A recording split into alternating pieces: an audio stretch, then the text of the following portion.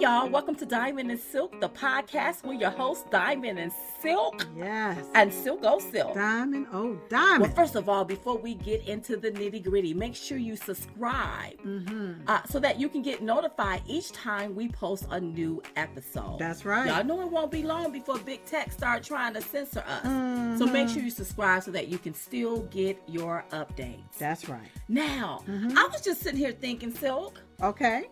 I think Kamala is Jim Crow Joe Biden's caretaker. I just do. Why do you think that? So, because they're coddling him, then they coddle her. He don't want to come out of the basement. I think that. I just think that. We were talking about Kamala Harris, and she's been in the news. She is the VP pick for Jim Crow Joe and his candidacy. Yeah. And they're basically saying, they needed to pick a black woman, so she was the black woman that they picked.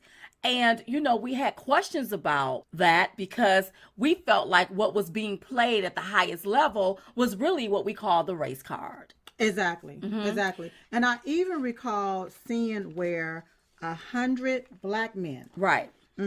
They wrote an open letter to Joe Biden, actually wanting him. This is what they said exactly, and this is in a quote. What they was doing was warning him that he will lose the election if he doesn't pick a black woman for VP. Can I say this here? He could have picked a white woman for VP. He's still going to lose the election. Lose. Right. Yeah.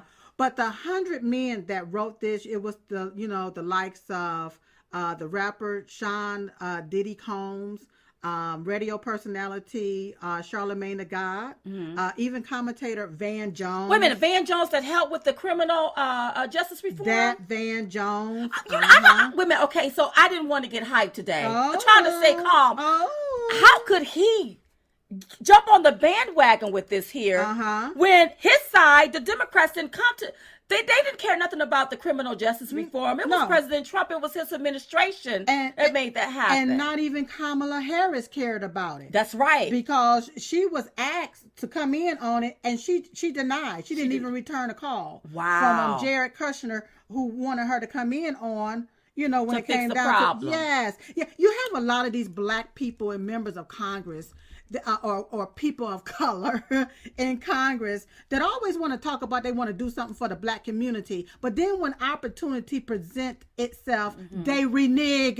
Well, here's what I see at the highest level. They are trying to do what they did with Barack Hussein Obama. That's right. You remember when he was running, it's going to be history. Right. He will be the first black president. Not realizing just because he was a man of color, he was biracial. He was biracial. But okay, all right, we gave him that. Yeah. And everybody rushed out and voted for him. Yeah. Not based on the fact that, not based on his policies or his qualifications. Right. But based on the fact that he was black. Yeah. And I think what you're seeing playing out is the same type scenario. Right. And they're doing it with Kamala Harris. That's and right. I really don't believe it's going to work because I'm telling you all, when we not look at but look into her past, it is not good. That's right. It is not good whatsoever. And black people got to realize that you've been hoodwinked once again. Absolutely. That's exactly. Because what they did was they put her there to appease black people. This is what they did. A 52 fake out. Yep. Like Lyndon B. Johnson, I'm going to give you enough to keep you quiet, but I'm not going to do enough to make a difference. It's what was done just to black America alone. That's right. When they should, why was they even playing the race card anyways? Well, because they're used to black people singing Kumbaya and going along with it. They're used to this. This is a Democrat tactic that they've always been doing. We're going to give you just enough to keep you quiet, but not enough to make a difference. Right. It's part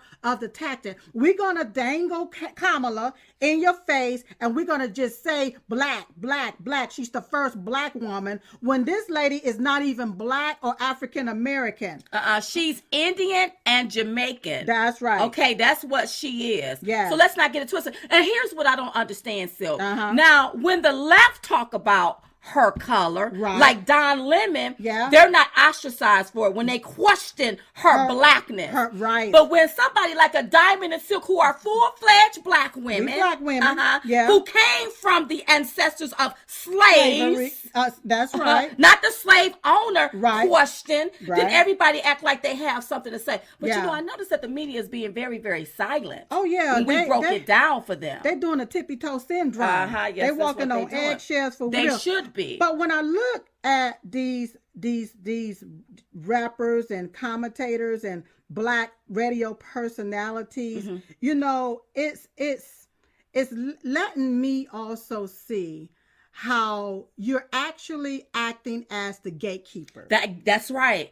And why do you continue to want people, particularly black people, to stay stuck in a rut? Yes. You name me one thing that Jim Crow Joe Biden and Kamala Harris have done great for black people. That's right. Now, like, name me one. One thing. Name me one. That's right. So why do you continue to go down this road where we have to pick this to appease? I don't need you appeasing me as a black American. Yes. You got what I'm saying? Right. Pat me on the head like I'm some kind of animal or something. We just gonna give you a few crackers and call it a day. Absolutely not. Now, listen to this part of it. Come on. These same 100 black men, were they pushing Kamala to be the president, number one? No. So maybe they didn't. Okay for them to settle for number two. Why, if you really wanted her in this position, why didn't you all put your efforts into getting her to number one? Because they didn't feel like she deserved number one. You see what I'm saying? They felt like this is your place right here. Right. Nobody gets to tell anybody what their place is in this country. Right. Okay? And the mere fact that they played the race card. See, this is what they do on the plantation, you all. Yes. For white America, if you don't understand it, we understand it very, very clearly. Right. The slave owner used to put the lights in the house and the darks in the field. Yep. With everybody that Joe Biden had to pick from. Yeah. You had Val Demings. She's a black woman. Yeah. Okay? Yeah. Why didn't he pick her? Why? Because she wouldn't appeal to white America. She wouldn't appeal to white left-leaning liberal America. Look. They will not vote. That's right. See, they was trying to we're going to appease the black folks, and we want to appeal to these white left-leaning liberals. That's right. That's what that's about. So when I look at this here particular letter, and to actually warn Joe Biden, Jim Crow Joe, that he will lose the election if he doesn't pick a black woman for VP, that sounds like blackmail or extortion to me. Absolutely. That's what it sounds and like playing to me. a race card. Imagine if a Republican would have done that. That's right. Imagine if a Republican would have came out and they had 100 white men to say, hey, if you don't pick a white woman, you ain't gonna win the election. Just imagine it's appalling, you all. And this is what gets me. Come on. Why isn't the Republicans calling this out? Yeah. I mean, the Republican Party always get ostracized. They get criticized, stigmatized, demonized for being racist, for being this. But we see racism being played at the highest level. And you have Republicans silent about that. Yeah. This is the time to really bust this bubble open. Call them out on their stuff. Call them straight out for what's going on. We see what you all are doing. Right. It needs to be called out. It needs to be called out. It really needs to be called out. But some of the things I don't like, okay, so, they came out, they gave their little speech. It was so boring, girl. Kamala Harris want to blame the president for the millions of unemployed Americans during the COVID-19 pandemic. Well, when we come back, we'll be able to discuss that. And more. We'll be right back. Diamond and Silk, the podcast. Hey, y'all. Hey. The Trump campaign has a special offer just for you. For you. President Trump really wants to give you a signed 2020 Make America Great Again hat. That's right. He wants to make sure that the lucky winner is one of his top supporters.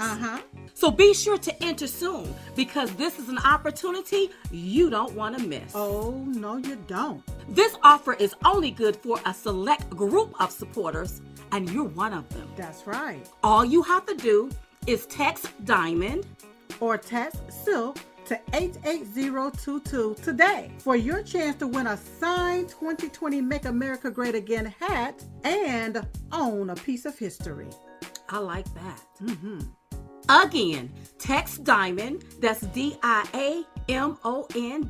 Or text SILK, SILK, to 88022 to enter this contest and join President Trump in the fight to keep America great For 4 more years. That's right. This was paid for by Donald J. Trump for president. Okay, y'all, we're picking it back up. Don't forget to text Diamond at